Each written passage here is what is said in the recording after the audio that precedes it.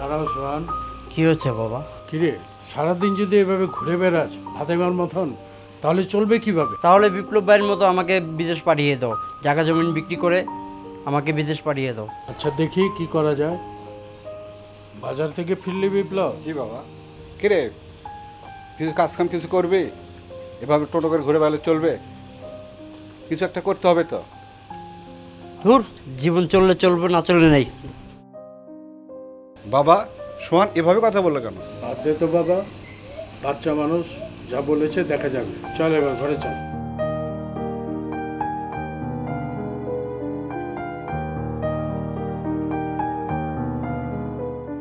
বিপ্লব, তুই আবার কবে যাবি? বাবা, আমি তো ঠিক করেছি আমি আর বিদেশে যাব না। যাবি না মানে? এই দেশে থেকে তুই কি করবি? বাবা, আমি ভাবতেছি একটা খামার দেবো আর তার সাথে একটা ব্যবসা করবো।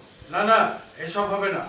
আমি তোকে কোনো টাকাই দিতে পারবো না। বাবা, প্রতি মাসে তোমাকে 60,000 টাকা করাইছি, সব টাকা তুমি খরচ করে ফেলেছো। হ্যাঁ, জমি কিনেছি, এই সংসার চালিয়েছি, আমার কাছে কোনো টাকাই নেই। সবচেয়ে ভালো হয় তুই আবার বিদেশ চলে যা। ঠিক আছে বাবা, আবার বিদেশ চলে যাবো। যখন তুমি বিদেশ ছিলে তখন ফোন দিলেই বলতে তুমি নাকি দেশে এসে আমাকে বিয়ে করবে, কিন্তু এখন দেশে আসার পর তুমি পুরাই পাল্টে গেছো। এসবের মানে কি বলো? কি করবো বলো? বাবা আমাকে 10,000 টাকা দিচ্ছে, আমি বলছি আবার বিদেশ যাবো। কেন? দেখো, তোমার এই মিশামিশি অভিনয় আমার আর ভালো লাগে না। বাড়ি থেকে বলেছে আমার জন্য নাকি বিসিএস ক্যাডার পাত্র দেখবে। দেখবে না, অলরেডি দেখতেছে। আমি কিন্তু তাকেই বিয়ে করবো। তাহলে আমাদের 4 বছরের সম্পর্ক। শোনো, এখন এসব বলে কোনো লাভ নাই। লাস্ট বারের মতো আমি তোমাকে 2 দিন সময় দিচ্ছি। এই 2 দিনের মধ্যে যদি তুমি আমাকে বিয়ের ব্যবস্থা করো তাহলে তো ভালো, আর যদি করতে না পারো তাহলে বাবা যে ছেলে দেখছে ওই ছেলে নাকি দেখতে শুনতে অনেক সুন্দর, আমি তাকেই বিয়ে করবো। কথাটা মনে রেখো।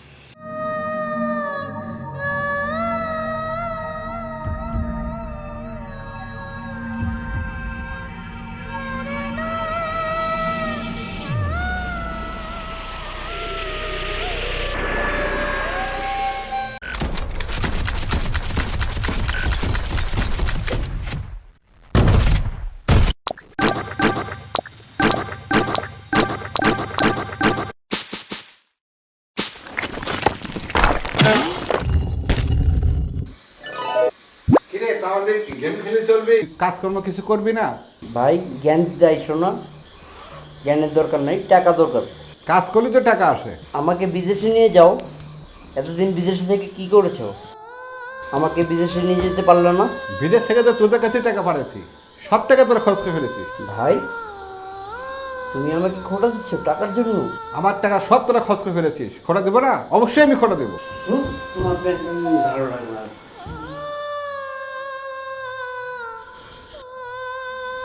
বাবা, তাহলে কি সিদ্ধান্ত নিলি তুই? বাবা, আগামীকালই আমি বিদেশ চলে যাব। বাবা, তুমি আমার জন্য দোয়া করো।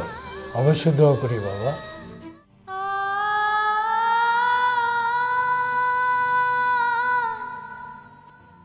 বাবা, আমি যাচ্ছি, আমার জন্য দোয়া করো।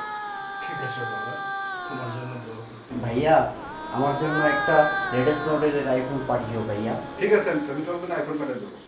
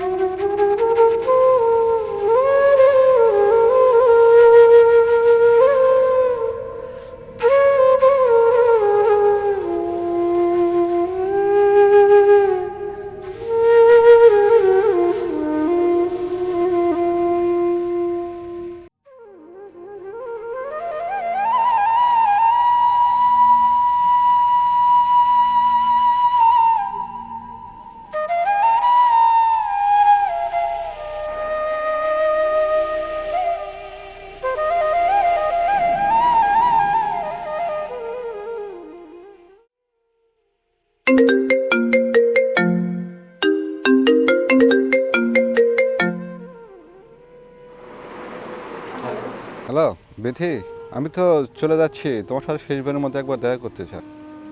আর দেখা করার কোনো দরকার নেই। আজকে আমার গায়ে হলুদ, কালকে আমার বিয়ে। তুমি চলে যাও, আর কখনো আমার সাথে যোগাযোগ করো না।